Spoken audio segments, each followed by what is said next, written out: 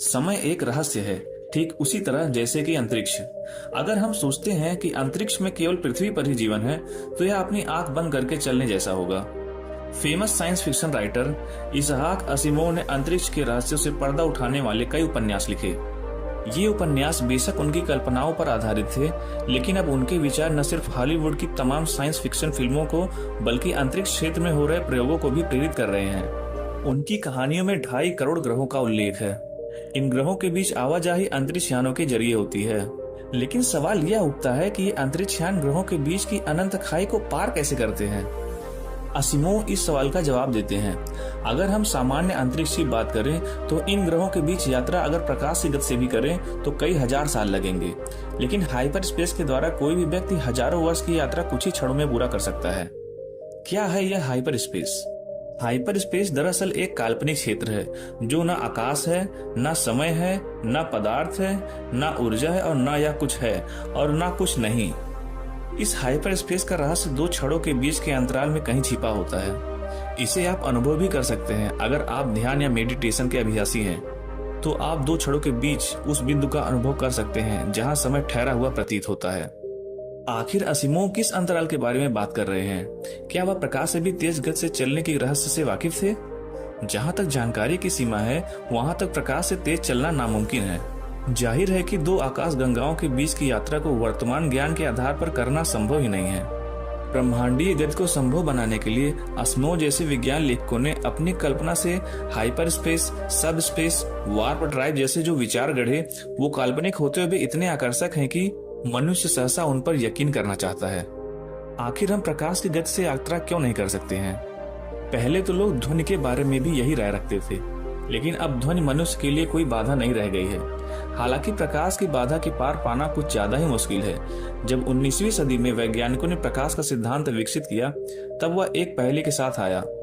प्रकाश की चाल होती है करीब 1,86,000 मील प्रति सेकंड। दिलचस्प बात यह है कि अगर आप इस चाल के 99% चाल से भी चल रहे हो और आपका कोई दोस्त एकदम स्थिर खड़ा हो, तब भी आप दोनों को ही प्रकाश एक ही चाल से खुद से दूर जाता दिखाई देगा। इस पहेली को हल करने के बजाय अल्बर्ट आइंस्टीन ने इस पर अपना लिया और इसके आधार पर ही एक सिद्धांत बनाया, जिसे विशेष सापेक्षता का सिद्धांत यानी स्पेशल थियरी ऑफ रिलेटिविटी कहते हैं। इस थियरी के अनुसार प्रकाश की गति सभी के लिए बराबर होती है। इससे कोई फर्क नहीं पड़ता कि कोई प्रकाश की तुलना में कितनी गति से चल रहा है।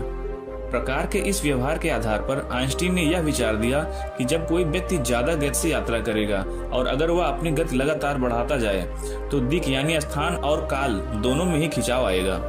और जाहिर सी बात है कि विशिष्ट सापेक्षता का सिद्धांत यानी स्पेशल थियरी ऑफ रिलेटिविटी ब्रह्मांडीय गति की सीमा को बनाता है।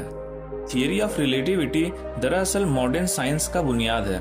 हमारे पास इस बात पर संदेह का कोई कारण नहीं है कि किसी ने प्रकाश से तेज चलने वाली कोई वस्तु देखी हो, लेकिन यहाँ एक दिलचस्प बात छिपी हुई है। जब हम प्रकाश की गति की बात करते हैं तो हम निर्वात यानी वैक्यूम में प्रकाश की गति की बात करते हैं, लेकिन यही प्रकाश किसी दूसरे मीडियम फॉर एग्जाम्पल पानी या कांच में चलता है, तब इसकी गति कम हो जाती है।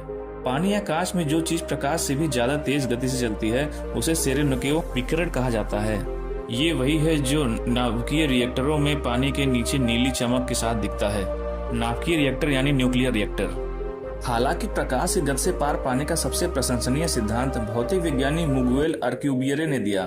अगर किसी बर्तन में ग्रीस लगी हो और आप उसमें पानी भर दें, फिर जब आप उसमें साबुन की एक बूंद डालेंगे तो ग्रीस उड़कर बर्तन के किनारों पर चली जाएगी। अल्कुबिएरे का थियरी ऑफ वार्प ड्राइव अंतरिक्ष में यही काम करता है। इसके अनुसार पदार्थ के उपयुक्त वितरण से अंतरिक्ष यान के आगे के अंतरिक्ष को सिकोड़ा जा सकता है, फिर इसके पीछे तरफ खींचते हुए अंतरिक्ष यान के चारों ओर एक बुलबुला जैसा तैयार किया जा सकता है। अब अंतरिक्ष यान पूरी तरह से बुलबुले के भीतर होगा और यह बुलबुला आपकी इच्छा अनुसार गति से चल सकता है। अब चूंकि बुलबुले के सापेक्ष अंतरिक्ष यान आराम से गति स्थिति में है, इसलिए यान और उसमें बैठे हुए दोनों लोग यह गति बिल्कुल महसूस नहीं होगी। लेकिन यहाँ बस एक समस्या होगी।